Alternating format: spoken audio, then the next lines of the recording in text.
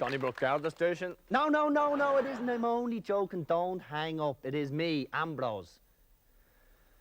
Governor, do not give me guess who. Guess where is the question. Where the hell have you got to? Yeah, I gathered it is a phone box. Where? He hasn't got a clue. Have you got the 6 packs I asked you for? There isn't a beer in the house and I'm gumming for one. What the hell is keeping you? All right, post your bleeding letters and get back here immediately.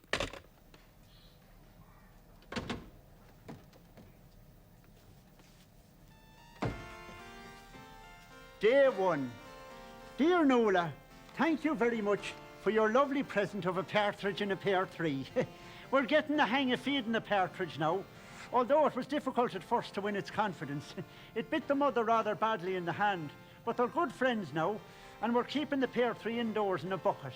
Thank you again. Yours affectionately, Governor. Day 2.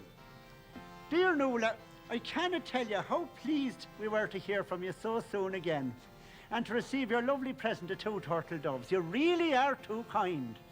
At first, the partridge was very jealous and suspicious of the doves, and they had a terrible row on the night the doves arrived.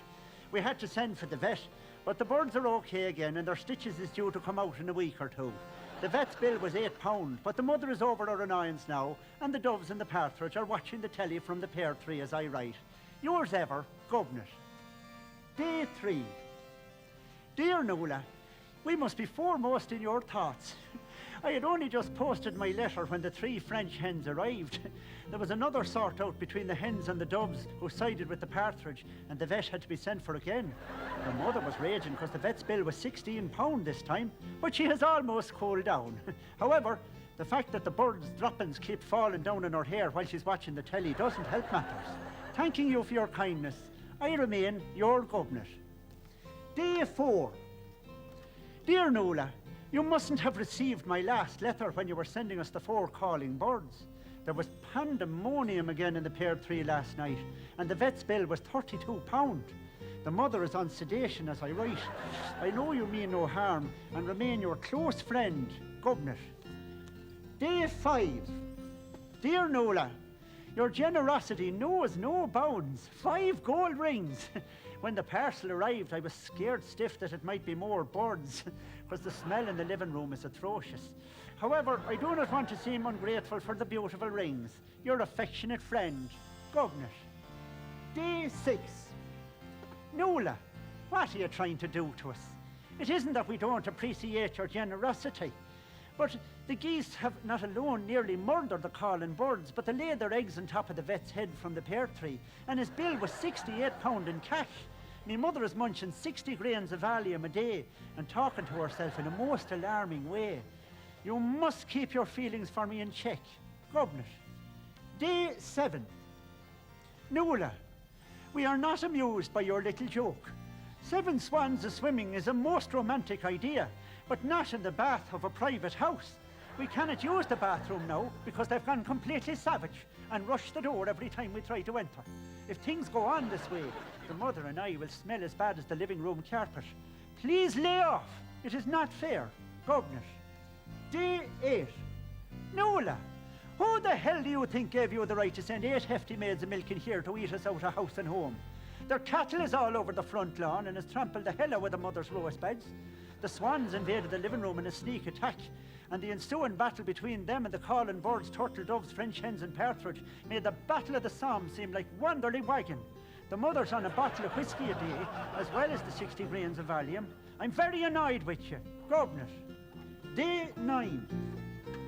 Listen, you louser.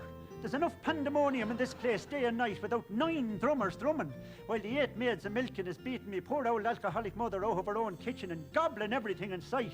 I'm warning you. You're making an enemy of me, Governor o' lunacy. Day 10. Listen, manure face. I hope you'll be haunted by the strains of the 10 pipers piping you sent here to torment us last night. They were aided in their evil work by those maniac drummers, and it wasn't a pleasant sight to look out of the window and see 8 hefty maids of milk and Poe going around to the ensuing punk rock roar. Your mother has just finished her 3rd bottle of whiskey on top of 124 grains of Valium. You'll get yours, Governor o' lunacy. Day 11. You have scandalised my mother, you dirty Jezebel. It was bad enough to have 8 maids of milk and dancing to punk music on the front lawn, but they've now been joined by your friends, the 11 Lords of Leaping, and the antics, the whole lot of them, would leave the most decadent days of the Roman Empire looking like Outlook. I'll get you yet, you owl bag. Day 12. Listen, slurry head, you have ruined our lives. The 12 maidens dancing turned up last night and beat the living daylights out of the 8 maids of milking, because they found them carrying on with the 11 Lords of Leaping. Meanwhile, the swans got out of the living room where they'd been hiding since the big battle and savaged hell out of the lords and all the maids. There were 8 ambulances here last night and the local civil defence as well. The mother is in a home for the bewildered, and I'm sitting here up to me making birds droppings, empty whiskey and Valium bottles, birds' blood and feathers, while the flaming cows eating the leaves off the pear tree. I'm a broken man. Come, there's all over the sea.